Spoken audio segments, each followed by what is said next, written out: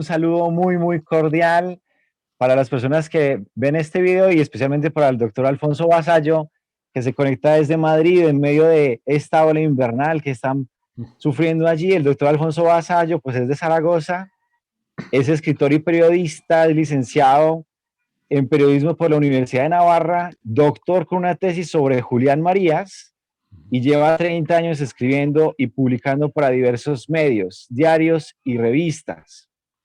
Ha participado en la fundación de diarios como El Mundo, la refundación de otros como La Gaceta, y pues también múltiples trabajos en Intereconomía, en debates en Telemadrid, colaborador en diversas revistas culturales. En este momento está trabajando con la Universidad Internacional de La Rioja. Y bueno, y es esposo de Teresa Díez, con quien ha escrito su obra Pijama para dos. Y vamos a hablar con el doctor Alfonso Vasallo, sobre todo pues de este libro, se llama Julián Marías, crítico de cine, que está publicado en la editorial Fórcola, un libro muy, muy agradable, no solo de leer, sino también, digamos, en el diseño y la diagramación. Realmente pues da gusto acercarse al libro. Yo tengo niños pequeños que están acostumbrados a libros para niños y veo que se entusiasman con el libro, ¿no? Y quieren ver las fotos y los dibujos. O sea, de entrada les causa agrado. Entonces, doctor Alfonso, o Alfonso, si me permite, Sí. muchísimas gracias por aceptar esta invitación, porque sé que es una persona muy, muy ocupada, con múltiples compromisos, y entonces un saludo muy cordial. Bueno, pues muchas gracias por esta oportunidad de hablar del maestro don Julián Marías, ¿no? Gran filósofo y a la vez pues un aficionado al cine, ¿no? Es un hombre, él decía que en sus críticas de cine, él escribió alrededor de 1500 críticas de cine entre 1962 y 1997, sin faltar ni una semana. Eso ni siquiera los críticos profesionales lo hacen. Bueno, pues Marías, que era filósofo, que era un pensador, él decía sobre todo que era un espectador. En ese sentido, seguía a su maestro, Ortega y Gasset, ¿no? Que tiene una obra que es El espectador, porque decía que lo primero que tiene que hacer el pensador, el filósofo, es ver, es mirar. Y decía, siguiendo a Ortega, que mirar es pensar con los ojos. Entonces, él decía que hacía filosofía mirando, viendo la naturaleza humana, viendo a la sociedad, viendo el comportamiento de las personas, etc. Por eso el cine para él pues era, aparte de una diversión, evidentemente, y una evasión, pues era digamos, un terreno de pruebas para hacer filosofía. O sea, él lo decía, ¿no? Que hacía filosofía viendo no sé, a Natalie Wood, a Alain Delon, a Burt Lancaster o a Chaplin, por ejemplo, ¿no? Bueno, es un caso realmente curioso. La verdad es que no hay muchos pensadores que se hayan sentido atraídos por el cine y que hayan escrito sobre cine. Hay muy pocos, ¿no? Hay algún caso. En España tenemos, por ejemplo, a Eugenio Trías, que tiene algunos trabajos sobre el cine de Hitchcock, pero no hay muchos más, ¿no? La verdad es que no es muy frecuente esa figura, y sin embargo ya digo que Julián Marías pues hace una parte de su filosofía, como explica en sus libros, después de ver películas. Es curioso porque Marías cuenta que cuando él era estudiante de filosofía en Madrid en los años 30, uno de los filósofos que le llevaba al cine a ver películas policíacas era Xavier Zubiri, otro famoso metafísico, ¿no? Un gran metafísico del que era muy amigo Marías, ¿no? O sea que es curioso cómo Marías, yo digo que un poco en plan de broma, ¿no? Que Marías pasa de las mónadas de Leibniz a verdaderas monadas que eran algunas actrices de los años 60 y 70 de los que Marías estaba enamorado, sobre todo de Greta Garbo. De ahí el título del libro, Julián Marías, crítico de cine, el filósofo enamorado de Greta Garbo, es porque Greta Garbo le parecía la mejor actriz, y no solo eso, sino que le parecía pues un ejemplo de mujer, evidentemente una mujer en la pantalla, no una mujer de carne y hueso a la que él jamás conoció, ¿no? Pero que le parecía todo un ejemplo. Ese es otro tema, o sea, temo que en esta entrevista divague, salte mucho de un tema a otro, ya me cortará si hace falta, pero otro de los grandes temas que toca Julián Marías en su filosofía es el tema de la mujer, del hombre y de la mujer, dos formas de ser persona, es una de las cosas que él estudia y que él desarrolla. Y también en eso se apoya mucho en el cine le da muchísimo juego para hablar de esas dos formas de ser persona, hombre y mujer, y de las relaciones del hombre y de la mujer, ¿no? Claro que sí, pero bueno, Alfonso, usted es periodista, digamos, y ha hecho una tesis doctoral en un filósofo. Cuéntenos un poquito cómo aterriza, cómo llega usted a Julián Marías, cómo llega a esa empresa de hacer una tesis de doctorado en un filósofo. Sí. Cuéntenos un poquito. Sí, bueno, eso es por las dos pasiones que yo comparto con Julián Marías. Inicialmente no es la filosofía, porque no lo soy, pero sí el periodismo y el cine, ¿no? En concreto, yo me descubro a Julián Marías cuando estoy acabando el bachillerato en Zaragoza. Y, por un lado, nosotros en el último curso de bachillerato estudiábamos la historia de la filosofía de Julián Marías, que es uno de sus primeros libros, ¿no? Que es una historia de la filosofía que luego yo he vuelto alguna otra vez y como todo en Marías está escrito con una enorme claridad. La famosa frase de Ortega, la claridad es la cortesía del filósofo, ¿no? El gran peligro del filósofo precisamente es la oscuridad, la densidad. Marías es todo lo contrario, ¿no?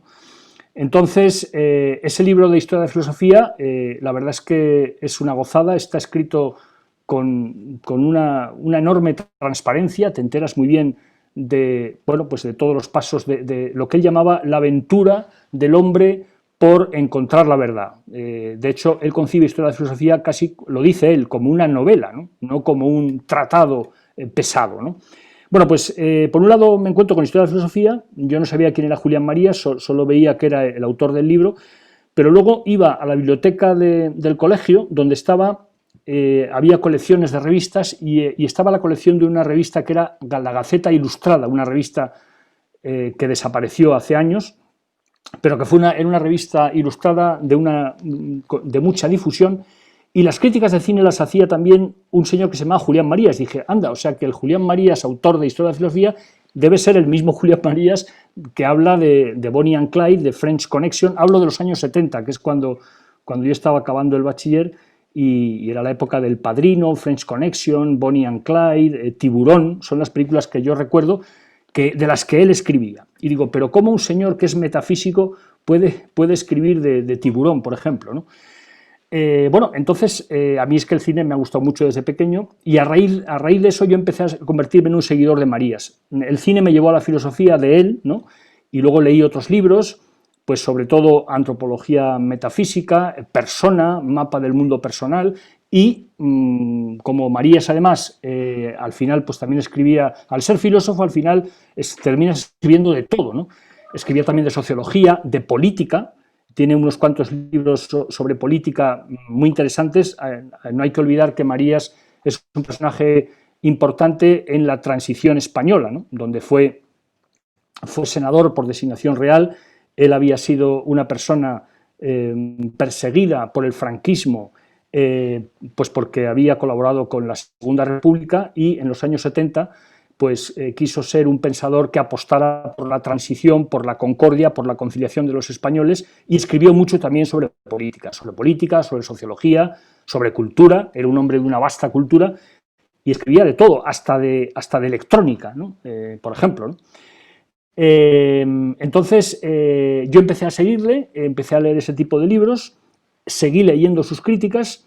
Y cuando mucho más adelante me planteé hacer la tesis doctoral, pues dije, ya está, no me voy a complicar más la vida, voy a tirar de la gran pasión que tengo, que es el cine, y la voy a unir con el periodismo. No hay que olvidar, y con esto acabo para pasar a otras preguntas, no hay que olvidar que como yo estudio en la tesis, que es el origen de este libro, los escritos de Marías se pueden calificar como críticas de cine. Eso es un poco lo que trato de demostrar. Él decía que no, él decía que era un simple aficionado que escribía de lo que le gustaba.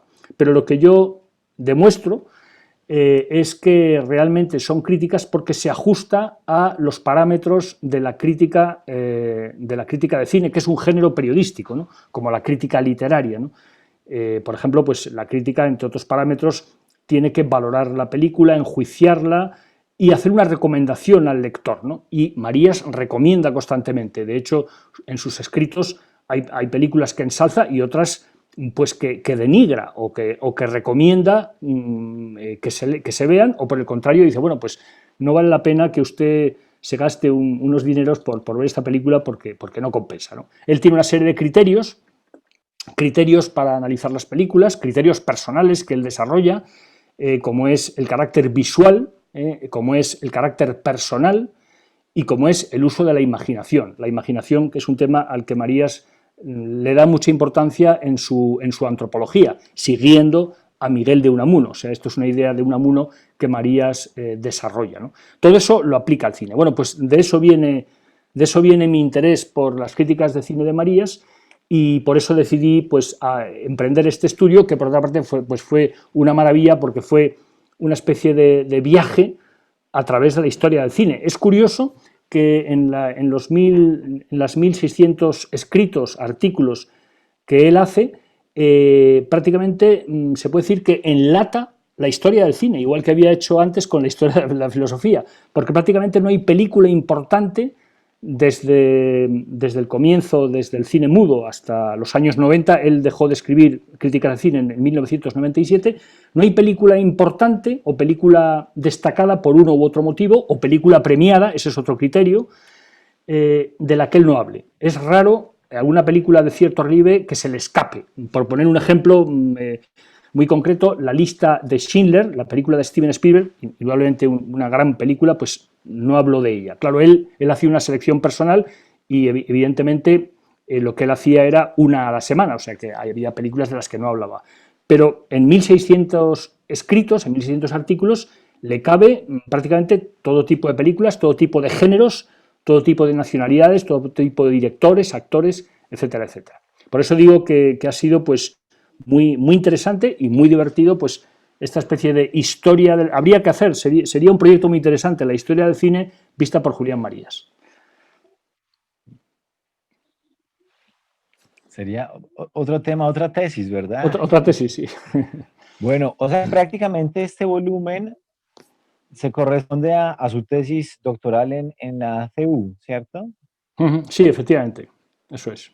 Bueno, Bebe, en una entrevista que le hacen para Nueva Revista, le preguntan, ahorita me disculpo que no recuerdo el nombre de la entrevistadora, le preguntaban un poquito sobre las deudas que tenía usted con Julián Marías. Si usted habla un poquito del estilo, ¿no? De Julián Marías, ¿no?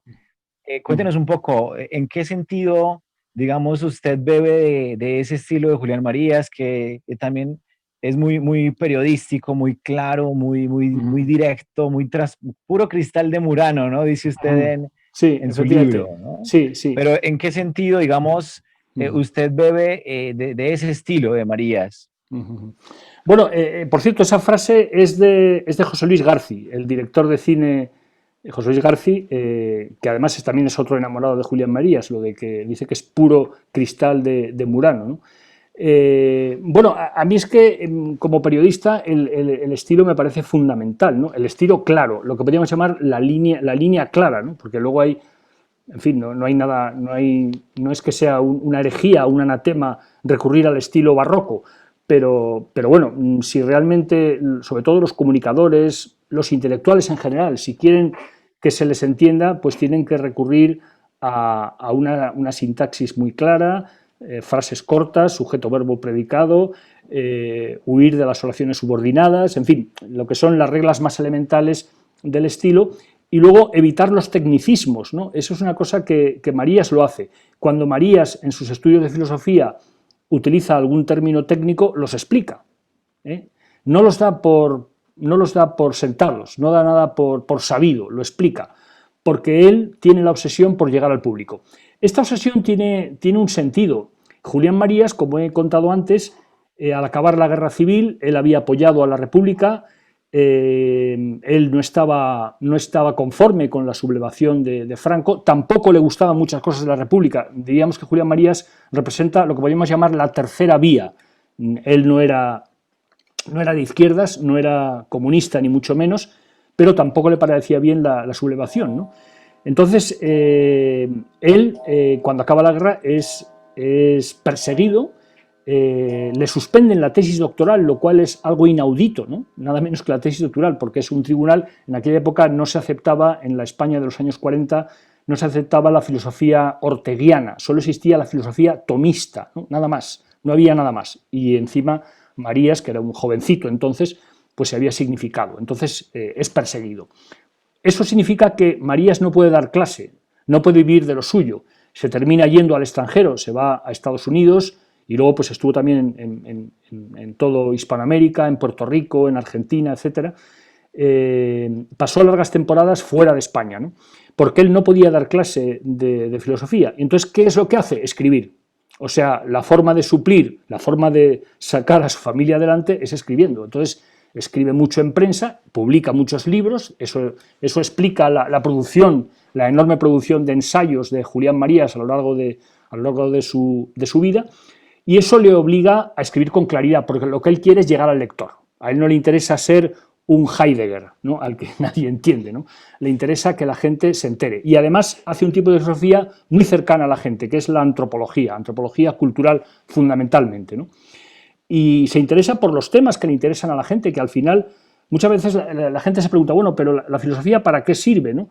Bueno, no tiene una utilidad práctica, ¿no? No te va a hacer de oro, pero la filosofía te va a intentar buscar respuestas a temas como la libertad, el destino, la muerte, el amor, la fatalidad, el azar, etcétera, etcétera, etcétera. De eso es de lo que habla Julián Marías, de la condición sexuada del hombre, la diferencia entre el hombre y la mujer, la cultura, etcétera, etcétera, ¿no? Entonces, por eso él tiene ese estilo tan claro, y por eso a mí ese estilo me fascina, porque claro, yo a mi vez, como periodista, también estoy obligado a que se me entienda, ¿no? Porque si no se me entiende, he fracasado, o sea, he fracasado. Yo siempre digo, yo me acuerdo cuando hace unos años di clase de redacción periodística en la Universidad San Pablo CEU, una cosa que yo decía a los alumnos es que si el lector tiene que volver a leer una frase nuestra 2 veces, hemos fracasado. Si tiene que volver a leerla porque no la ha entendido, hemos fracasado. Entonces, bueno, se puede decir que esa es una obsesión que yo tengo, lógicamente, bueno, y eso explica que para mí haya sido siempre tan interesante el estilo de Marías, y yo, de hecho, haya intentado seguir sus pasos en la medida de lo posible, porque la verdad es que es un intelectual fuera de serie, muy difícil de alcanzar. Bueno, leyendo solamente es la introducción, Prefiero el Western al Festival de Cannes, realmente la introducción a su libro atrapa totalmente, sumamente agradable, y ese párrafo pues es magistral, ¿no? Cuando habla de las mónadas de Leibniz y las monadas que encuentra en el cine, pues es una mirada muy sintética y a la vez muy, muy agradable, pues, de la obra de Marías. Bueno, cuéntenos un poquito, Alfonso, sobre ese trabajo de revisar, de leer, de conseguir estas 1500 reseñas. Yo me lo imagino como una obra colosal, ¿no? Es que el Sí. solo hecho de rastrearlas, de buscarlas, de leerlas, de analizarlas, hay todo me imagino, un enorme trabajo ahí de investigación, Sí, de análisis de esta información. No sé si nos puede hablar un poquito de sí, todo este trabajo que hay detrás de sí. su análisis. Muy bien. Bueno, al principio, claro, yo tenía muchas recortadas, claro, yo mismo las había recortado cuando salían en la revista. Primero salen en la Gaceta Ilustrada y posteriormente en blanco y negro, que era la revista de ABC, el periódico ABC de Madrid, ¿no? Entonces, yo muchas las tenía recortadas, claro, muchas que eran una pequeña parte, ¿no? Entonces, me vino muy bien la ayuda, lo has mencionado antes, de otro famoso mariólogo, que es Fernando Alonso Barahona, que hizo una recopilación, El cine de Julián Marías, en forma de libro. Ahí es una recopilación, es un tomo con bastantes de esas críticas, y eso me vino muy bien, porque, claro, necesitaba recopilar e investigar, ¿no?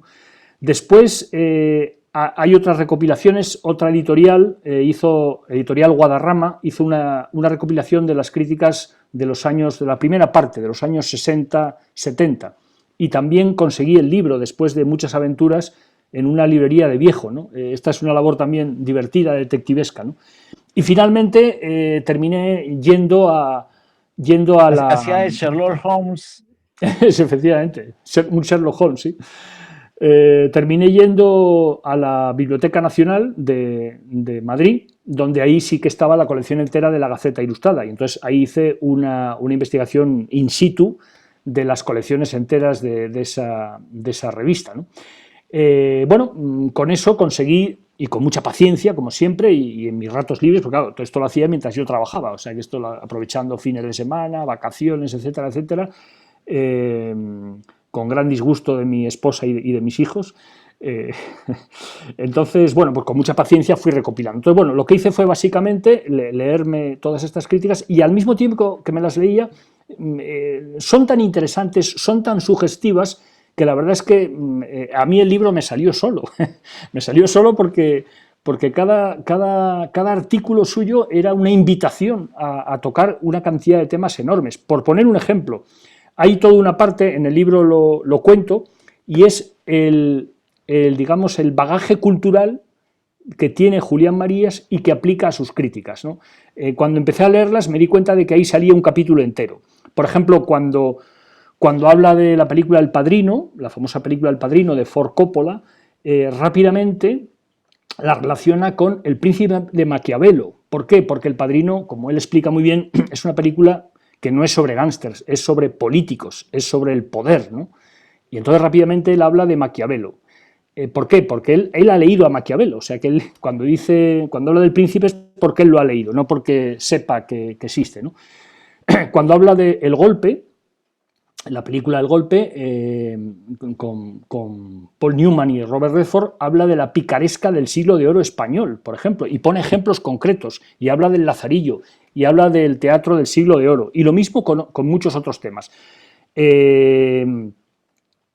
Es capaz de conectar algo de la cultura popular, como es el cine, con la gran cultura de fondo, con la tradición literaria de Occidente, ¿no? Porque es una persona que ha leído a los clásicos griegos en griego, ha leído a los filósofos alemanes en alemán, como el famoso Leibniz. Por supuesto, conoce muy bien el inglés, conoce a Shakespeare, conoce la gran novela inglesa, conoce por supuesto la literatura española muy a fondo. Bueno, ahí hay una serie de temas apasionantes que surgen a raíz de esas críticas. Por ejemplo, por poner otro ejemplo también, cuando él habla del cine norteamericano, que le gusta mucho, luego él también tiene sus gustos particulares, o sea, él procura ser honesto y no le engaña al lector, le dice lo que a él le gusta en el cine. Por ejemplo, él dice que le encantan las películas de juicios y las películas policíacas, pero en cambio no le gustan los musicales, él ya lo advierte, ¿no? Y una de las cosas que dice es que le gusta mucho el western, prefiere el western al Festival de Cannes, ¿no? Porque el cine demasiado elaborado, demasiado espeso, como por ejemplo el del director italiano Antonioni, en concreto Antonioni es un director que se puso muy de moda en los años 60, 70, y sin embargo él califica al cine de Antonioni nada más y nada menos que con el siguiente título: Oceanografía del tedio. Es una idea que saca, no es suya, la saca de Eugenio Dors, pero él la utiliza para hablar del cine de Antonioni y de ese cine a veces como demasiado intelectual que no llega a la gente. Bueno, pues perdón porque me voy de un sitio a otro. Volviendo al western, que le gusta mucho, él dice que es una pena que en España no haya el equivalente, ¿no? ¿Y cuál es el equivalente? Pues la historia de España, la historia, por ejemplo, de la Reconquista, ¿no? La historia del descubrimiento de América, ¿no? Toda la aventura de Colón es una aventura impresionante, la historia de los conquistadores. Bueno, él le dedica páginas y páginas a hablar de Cortés, de Hernán Cortés, a hablar de ese tema, pero además a ilustrarlo con ejemplos concretos. Entonces él menciona las cartas de Cortés, del Bernal Díaz del Castillo, el cronista de sus aventuras, o de Pizarro, o de Colón, etcétera, etcétera. O sea, él lo ilustra con ejemplos concretos que él saca, ¿no? O sea, con esto quiero decir que yo diría que es que Julián Marías es una fuente inagotable de cultura, de temas interesantes, A veces uno no se explica cómo una persona es capaz de tener tal cantidad de datos en la cabeza, ¿no? Y de expresarlos con tanta orden y con tanta gracia. Bueno, pues eso es un poco la razón por la que me ha interesado tanto sus críticas y por las que he aprendido tanto, ¿no? Leyéndole. Tenía una memoria prodigiosa, ¿no? De hecho, pues uno toma sus memorias, son más de 900 páginas, y él mismo se sorprende de cómo recuerda con tanta precisión y detalle, pues, tantas cosas. Realmente una memoria impresionante. Pero, Alfonso, ¿podríamos decir que Julián Marías era un filósofo que amaba el cine o un cinéfilo que amaba la filosofía? Bueno, yo diría que un filósofo, porque primero, cronológicamente, primero fue filósofo y luego vino el cine, ¿no? Ojo, él cuando se plantea estudiar una carrera, no sabe si hacer ciencias o letras. ¿Por qué? Porque en aquella época, por lo menos en los estudios secundarios en España, tenían un nivel altísimo, ¿no? O sea, yo lo sé porque mi padre, que era un poco más joven que Marías, pero mi padre era médico, y sin embargo tenía una cultura de letras enorme, ¿no? ¿Por qué? Porque eran unos estudios de bachiller donde se estudiaba mucho, donde la memoria tenía un peso y donde el caudal de conocimientos era inmenso. Entonces, Julián Marías no sabe si hacer química, la carrera de química, o hacer algo de letras. Al final termina haciendo filosofía, afortunadamente para todos nosotros, y inicialmente él es filósofo, inicialmente. Lo que pasa es que él siempre ha tenido una gran afición por la literatura, por el teatro también mucho, por la novela, porque le parece que la novela es como y la evasión, la ficción en general, es como una vida de repuesto. Esta es otra idea que a veces se utiliza, una especie de doble vida, que es un espejo de la vida que tenemos, con lo cual a veces nos explicamos a nosotros mismos a través de la ficción. Por eso Julián Marías, que con 14 años ya leía Los Tres Mosqueteros de Dumas en francés, o sea, él siempre ha tenido un enorme interés por utilizar la ficción como un elemento del estudio de la vida, como un elemento del análisis de la vida humana, ¿no? Que es el gran tema de su filosofía, la vida humana y la persona, ¿no? Entonces hay un momento en que él descubre el cine y entonces se hace cinéfilo. Pero aunque a él no le gustaba la palabra cinéfilo porque le parecía muy intelectual, él es un aficionado y él decía que él iba a ver películas no para juzgar, sino para gozar de las películas, ¿no? Luego ya sacaba ideas, pero él en principio era un espectador. Él reclamaba mucho la idea del entusiasmo. Él decía que que en el trabajo intelectual la premisa número uno es el entusiasmo, la capacidad de asombro. Y él tenía una gran capacidad de asombro para captar todo lo que la vida le daba. Era como una esponja ante las personas, le interesaban mucho las personas, los viajes, él viajó mucho, las culturas diferentes. Era una persona muy abierta en ese sentido. Y el cine, él decía que era una formidable ventana para observar el mundo, ¿no? Él decía que hasta el siglo XX la gente, pues no sé, la gente de España no había visto una catarata, ¿no?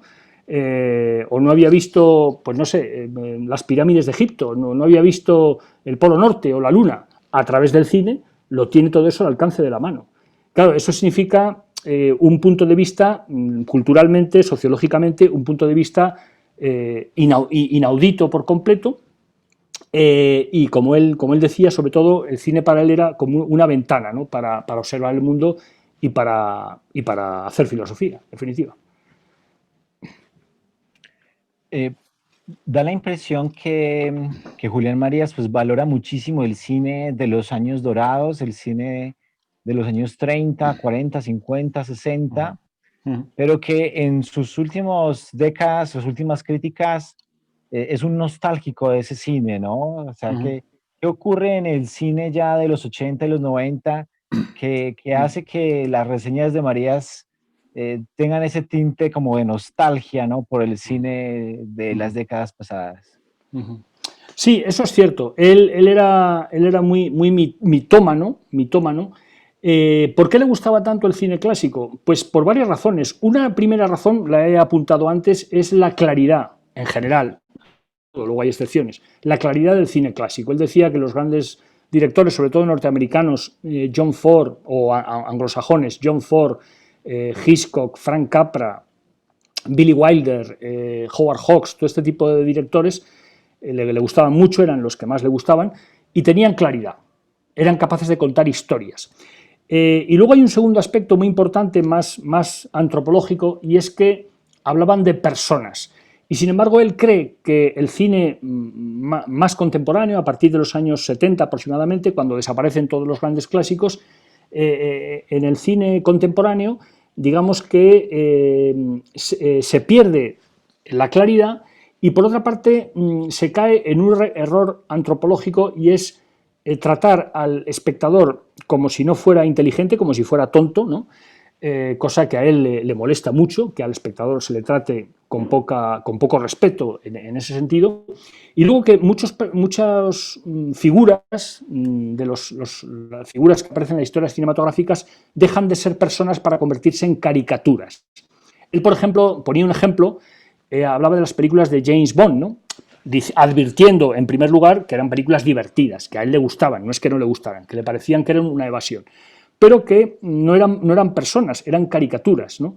Donde no importaba el quién, sino lo que hacía, que era prácticamente un espectáculo. Y entonces este cine, digamos, de efectos especiales, de explosiones, de acción, de violencia, de sexo, etcétera, etcétera, no le gustaba, porque le parecía que no reflejaba lo que es la persona, sino una caricatura o una reducción de la persona. Él en concreto dice que hay una cosa que ha influido mucho en el cine, sobre todo en los últimos 30 años, que ha sido el psicoanálisis, ¿no? Él decía que el psicoanálisis de Freud era el eclipse de la persona. La persona quedaba reducida a aspectos como, digamos, como más animales, poco inteligentes, que no reflejaban lo que era la complejidad del ser humano. Y por eso ese tipo de cine no le gusta. Y en cambio remite constantemente al cine clásico, que era capaz de tocar todos los grandes temas, la libertad, el amor, el destino, la patria, la infancia, pero con una hondura dramática que el cine contemporáneo en general no trata. Dicho esto, debo decir que a pesar de todo, también lo cuento en el libro, él sigue abierto, y en los años 90 hay películas rompedoras de estilo a las que él alaba, como es el caso de Pulp Fiction de Tarantino, ¿no? Él apuesta por Tarantino. Cuando ve Pulp Fiction le parece que es una forma de contar narrativamente sorprendente y la alaba. O sea que él está abierto también a las novedades estéticas y artísticas del cine contemporáneo, pero en líneas generales evidentemente prefiere el clásico, ¿no? Bueno, aquí me salgo un poquito del esquema. Sí. De estas películas que han salido tras que Marías, digamos, dejó de publicar críticas, reseñas, ¿cuáles cree usted que Marías valoraría? No sé si la pregunta sea demasiado difícil, ¿cierto? No podemos entrar en la mente de Marías y preguntarle, pero usted sí que tiene claros esos criterios que Marías considera más importantes. Hablábamos ahorita del carácter visual, del carácter personal, del uso de la imaginación. Entonces, si pudiéramos sentar a Marías a ver esas películas que no vio o que no reseñó, porque termina de reseñar en el 97 y me imagino que vio algunas películas, pero pues ya no escribió las críticas. ¿Cuáles películas, si pudiéramos hacer un elenco de algunas pocas películas, 5 o 10 películas, que uno podría decir, a Marías esta película le hubiera encantado, ¿no? Le hubiera encantado, le hubiera maravillado esta película? Pues sí, yo lo he pensado muchas veces, claro, me pongo a veces en la mente de don Julián y procuro decir, bueno, ¿cuál le gustaría? Por ejemplo, estoy pensando, sin duda, algunas películas de Christopher Nolan, en concreto Origen, que no sé, en España se tituló Origen, era en inglés Inception, ¿no? Origen. ¿Por qué? Porque es una película que apuesta por la imaginación. Aquí en Latinoamérica también la Origen. titularon Origen. Pues seguro que le hubiera gustado. ¿Por qué? Porque es una apuesta por la imaginación, una película que trata de unos señores que se meten dentro de los sueños de otras personas. Bueno, eso es una alarde de imaginación, está contada de manera con un arte visual importante y a la vez tiene una historia dramática dentro, o sea que no son puras marionetas estilo James Bond, es algo más, ¿no? Por ejemplo, ¿no? Le hubiera gustado pues películas como Roma, la película de Alfonso Cuarón, que ganó el Oscar, que es una historia dramática, cinematográficamente contada con una enorme originalidad, con un auténtico alarde. Le hubiera gustado Master and Commander, la película de Peter Weir. Peter Weir, bueno, pues porque toca también un tema histórico y a la vez es una película de iniciación, esos grumetes que cuando empiezan la película son unos niños y cuando acaban son unos hombres, un poco siguiendo el modelo de Moby Dick, ¿no? Y del personaje de Ismael y otras novelas o historias de iniciación, ¿no? Le hubieran gustado, pues, tengo mis dudas de si le hubiera gustado una película más reciente, que es 1917, la película de la Primera Guerra Mundial del año pasado, de Sam Means, porque por un lado es un alarde, es una película que está hecha toda en un único plano, con trampa, porque luego, claro, hay para poder abarcar las casi 2 horas que dura, pues han tenido que hacer unos pequeños trucos para que parezca que es un único plano. Es un auténtico alarde técnico, pero no sé si el alarde técnico le hubiera parecido algo un poco impostado, a lo mejor no le hubiera gustado, pero bueno. Y luego, pues bueno, pues también hay muchas películas, estoy seguro que algunos trabajos de Clint Eastwood le hubieran gustado, Gran Torino, seguro, Cartas desde Iwo Jima, esa película de la Segunda Guerra Mundial hecha desde el punto de vista de los japoneses.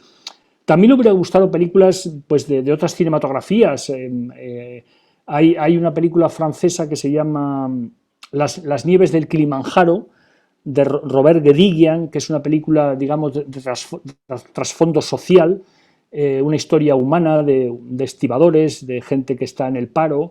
Estoy seguro que le hubiera gustado porque apela a la persona y cuenta una historia con un gran dramatismo y una gran humanidad, ¿no?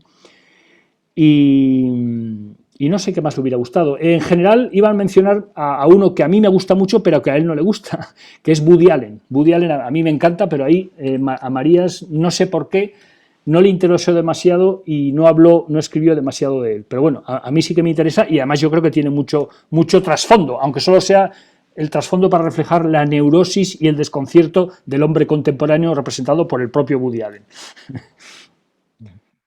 No sé, no se me ocurre alguna más, pero vamos, hay unas cuantas que seguro que le hubieran gustado. Muchas gracias, Alfonso.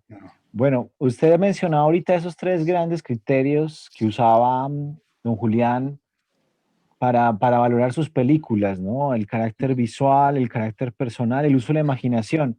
Ya sé que ya lo mencionó, pero no sé si podríamos profundizar un poquito más en cada uno de esos elementos, ¿cierto?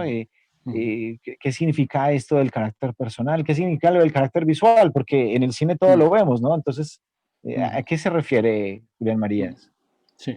Bueno, el carácter visual es que él, por ejemplo, le da más importancia en líneas generales a la imagen que a la palabra. O sea, él lo que quiere es, cuando ve una película, es que el director te muestre la historia con imágenes y con poco diálogo en general. Luego también hay excepciones, evidentemente, ¿no? Y eso lo hace muy bien los grandes clásicos. Uno de sus favoritos es Hitchcock. Hitchcock es eminentemente visual y eso es lo que él aplaude. O sea, que una película no sea un encadenamiento de discursos, ¿no? Porque entonces se caería en el teatro. Y entonces dice, bueno, una cosa es el teatro y otra cosa es el cine, ¿no? Entonces, por eso él le teme mucho a las adaptaciones de obras de teatro al cine. Hitchcock le gusta mucho porque es capaz de contarte una historia con objetos, con personas, con primeros planos, ¿no? Por ejemplo, cuando habla en la película Encadenados, pues las botellas de champán, ¿no? Cuando se está acabando el champán y hay un momento en que cuando se acabe el champán, bueno, pues el malo de la película, que es un jefe de nazis, parece que es en Brasil, pues va a bajar abajo y entonces, bueno, se va a descubrir que ahí tenía o sea, que ahí está escondido el espía que está buscando el uranio enriquecido que tiene metido. Bueno, pues todo eso Hitchcock lo cuenta sin palabras, lo cuenta simplemente con los rostros de los actores, con los objetos, con la botella de champán, etcétera, etcétera. Bueno, pues eso a Marías le encanta, le parece que esa es la condición número 1 del cine, puesto que el cine es imágenes en movimiento, tiene que ser fiel a su vocación visual. Eso quiere decir la índole visual de las películas. Por eso le da mucha importancia. Y no le gusta en general el exceso de diálogo, ¿no? Eso también lo hace mucho John Ford, por ejemplo. Muchas escenas de John Ford están contadas pues con rostros, con sonrisas, con gestos airados, con el movimiento de las personas, a veces mostrando cómo anda una persona. Julián Marías se queda maravillado de la forma de caminar de Henry Fonda, el actor norteamericano, en Las uvas de la ira de John Ford, o en Pasión de los fuertes de John Ford, en inglés era My Darling Clementine, por ejemplo, ¿no? Bueno, pues eso es lo que más le gusta. Por eso él cree que si una película no es buena o no es suficientemente buena si no es fiel a su condición visual, la premisa número uno. Luego la premisa de la personalidad es un poco lo que he adelantado antes, que a él no le gusta que las personas sean caricaturas, sino que sean personas. Él desarrolla una filosofía de la persona, es el gran estudio, él le dedica muchos años a partir de la antropología metafísica al estudio de la persona. Él reúne las características de la persona cuando dice que la persona es única, es irrepetible, es imaginativa, es futuriza, o sea que se proyecta hacia el futuro a través de la imaginación, es real y está instalada en un cuerpo, pero a la vez es irreal, con la cabeza es capaz de imaginar cosas irreales. Y por otra parte, es, como él la define al final en persona, es una criatura amorosa, ¿no? Es algo muy importante, capaz de amar y de ser amada, capaz de elegir su camino, capaz de decir sí o no, o sea, es libre, ¿no? Bueno, pues él quiere que eso quede reflejado en las películas. Y si unos personajes no se comportan como personas o no están reflejados como personas, sino como meros marionetas o caricaturas, o como comodines para que la película, para que el guión salga adelante, bueno, pues entonces en general no le gusta, ¿no? Y entonces él, pues, es otro criterio que tiene muy importante. Y luego la imaginación, también lo he apuntado antes, es esa capacidad de combinar imágenes, esa capacidad de proyectarse en el futuro, esa capacidad de enriquecerse, ¿no? Él dice que la imaginación es necesaria incluso para nuestra vida corriente, nuestra vida cotidiana. Si nos vamos a trasladar a vivir a otra zona, ya estamos pensando en cómo va a ser esa zona y nos imaginamos qué vamos a hacer al día siguiente, ¿no? O sea, nosotros mismos hacemos constantes ejercicios de imaginación. Él pone un ejemplo muy interesante en una gran película también que le gusta mucho, que es Qué bello es vivir, de Frank Capra. Creo recordar, ahora no me acuerdo, que el título tiene algo que ver con la imaginación, el título del artículo, ¿no? Porque ¿qué es lo que dice? Lo que dice es que esa película es un alarde de imaginación. O sea, es un señor, como todos sabemos, protagonizado por James Stewart, uno de sus actores favoritos, que bueno, ha fracasado, está a punto de suicidarse porque todo le ha salido mal, no ha podido cumplir sus sueños de viajar, se ha quedado atado a esa oficina de esa pequeña ciudad, la oficina de su padre de préstamos.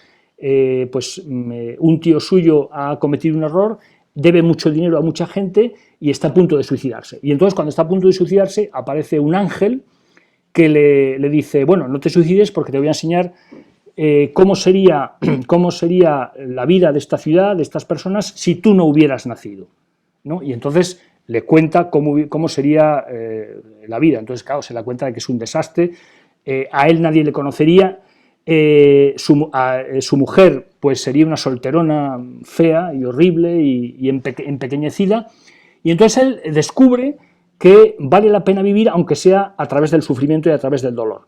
Es una película que, como apunta Julián Marías, sigue un poco el esquema de Cuento de Navidad de Dickens, donde el fantasma de las navidades pasadas muestra al protagonista, a Mr. Scrooge, cómo hubiera sido su vida. Bueno, pues esto hace lo mismo, y entonces el personaje de James Stewart descubre que vale la pena vivir, que lo peor que te puede pasar es no haber nacido, no ser nada, ¿no? Claro, eso es un auténtico alarde de imaginación, y al final, por otra parte, lo que sale es una película impresionante que interpela a todos los espectadores. Esa es la típica película que, como todos sabemos, la vemos en Navidad, película navideña, y es muy difícil en los últimos momentos, Julián Marías lo apunta, en las últimas escenas, no sentir la emoción de esa historia que te llega tan hondo. Es otra de las características que Julián Marías pide a las películas, que tengan capacidad de interpelar y capacidad de emocionar al espectador. Bueno, don Alfonso, realmente esta conversación ha sido muy, muy agradable. Para mí ha sido muy agradable escucharle y esperemos que las personas que la puedan escuchar también así lo consideren. Lastimosamente, a mí este tiempo se me ha pasado volando, ¿verdad? Pero lastimosamente también queríamos hacer como muy contenido, digamos, esta entrevista. Yo quisiera terminar con una última pregunta que espero no sea demasiado difícil. No. Digamos, es relativamente fácil identificar la huella del cine en Marías a través de sus reseñas, ¿no? Pero seguramente hay una cantidad de películas que él vio y no reseñó.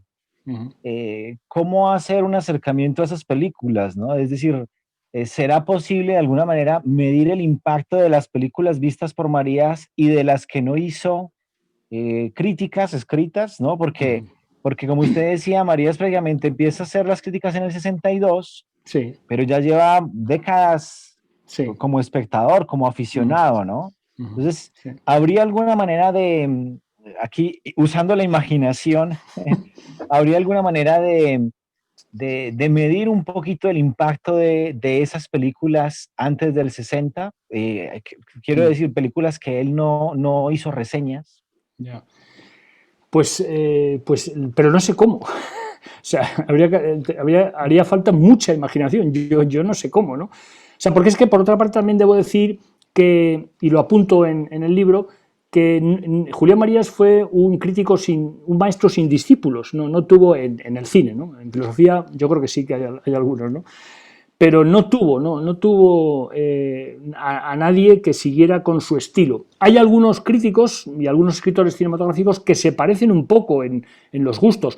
Su propio hijo, tiene un hijo que es Miguel Marías que él también es crítico y tiene un estilo que en algunas cosas se parece. En España pues hay algunos otros como Eduardo Torres Dulce, que este es un famoso cinéfilo, este es un jurista, fue fiscal general del Estado en España, jurista, pero también cinéfilo, crítico de cine y autor de varios libros muy, muy interesantes sobre cine, el último de los cuales acaba de salir hace unos días, se llama El asesinato de Liberty Balance, que es un estudio sobre la película El hombre que mató a Liberty Balance de John Ford, que por cierto también la menciona, le gusta mucho a Julián Marías, ¿no? Bueno, pues Eduardo Torres Dulce, que también es alguien muy culto, terriblemente culto y con muchas lecturas, conoce muy bien la literatura anglosajona, el cine, por supuesto, pues en algunas cosas se parece a Julián Marías, o sea que ¿en qué se parece? Pues se parece en la importancia que le da a la persona, por ejemplo, ¿no? Y bueno, y su propio hijo, Miguel Marías, y algún otro, pero la verdad es que no tiene muchos seguidores y no es fácil calibrar, o sea, yo mismo me lo he planteado, o sea, yo habitualmente, o sea, yo escribo poco de cine, cuando escribo, no es que escriba críticas constantemente de manera profesional, pero sí que pues tengo también otro libro de cine que se llama 2001, la Odisea del cine, donde hablo de muchas películas, de muchos temas, etcétera, etcétera.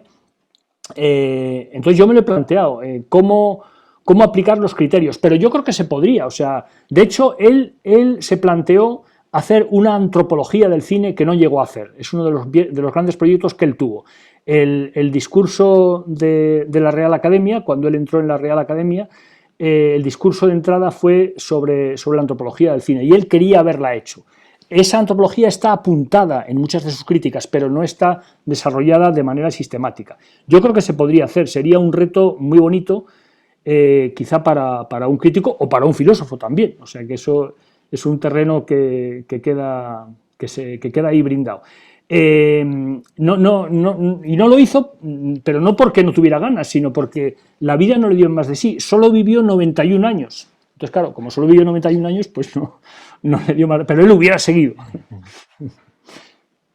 Tenía una mente prodigiosa y muy lúcida también al final de su vida, ¿no? Sí, sí, sí, sí, increíble, Bueno, casi hasta el final estuvo muy lúcido. doctor Alfonso, realmente muy agradecido con usted por su tiempo, por su generosidad para compartirnos todo su conocimiento, todas sus experiencias alrededor de su investigación y de su afición por el periodismo y por el cine y sobre todo por Julián Marías. Y si no es demasiado abuso, yo quisiera invitarle desde ya a otra conversación, posiblemente yo con un poquito más de mejor calidad de internet de mi parte para que quede un poco, digamos, el audio más fluido, Muy bien. pero desde ya pues le hago una invitación para un segundo encuentro porque como usted mismo apunta, pues hay muchísimos temas por tratar y desborda usted conocimiento y amor por el cine y por Julián Marías también. Pues muchísimas gracias, muchísimas gracias. Yo también he pasado un rato muy agradable y, en fin, con unas preguntas muy interesantes y encantado de hablar de cine, de periodismo y de Julián Marías, ¿no? O sea que acepto la invitación. Muchas gracias por todo.